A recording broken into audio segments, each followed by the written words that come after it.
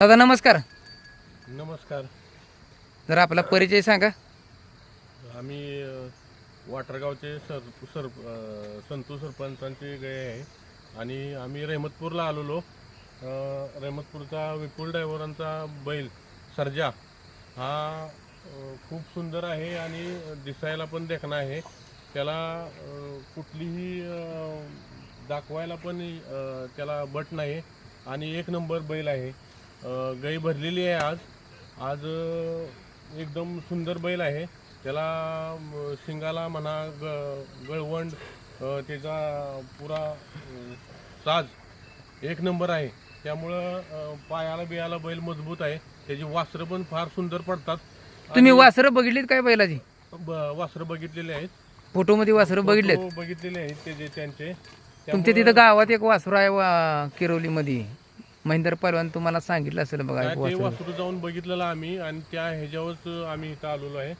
एकदम बैल सुंदर आणि त्यामुळंच आम्ही इथं गाय आणली आणि बैलाचं काहीच प्रॉब्लेम नाही. बैल एक नंबर. आजकाल मधल्या काळात आपल्या भागामध्ये बऱ्यापैकी सिमेंटचा वापर होत होता. आता परत शेतकरी एकदा नैसर्गिक रेतनाकडे वळलाय. नक्की तुम्ही माणसांना काय सांगाल? कृत्रिम रेतन करावं का नैसर्गिक रेतन करावं? खिलारमध्ये कृत्रिम रेतन बरोबरच नाही आहे आणि खिलारमध्ये वळू दाखवणे ह्या शेतकऱ्याला आज काळाची गरज आहे. त्यामुळं त्यांनी हा वळू दाखवणं उत्तम आहे आणि पडणारं वासरू त्याप्रमाणेच पडतं.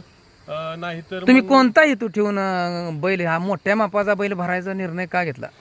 मोठ्या मापाचा निर्णय नक्की काय फायदे तुम्हाला असं वाटतं की मोठा बैल भरल्यानंतर तुम्हाला काय, समजा वासरू एखादं झालं, खोंड हो कालवड हो, नक्की काय तुमचा हेतू काय हा बैल भरण्यामागं, मोठ्या मापाचा बैल शोधण्यामागं?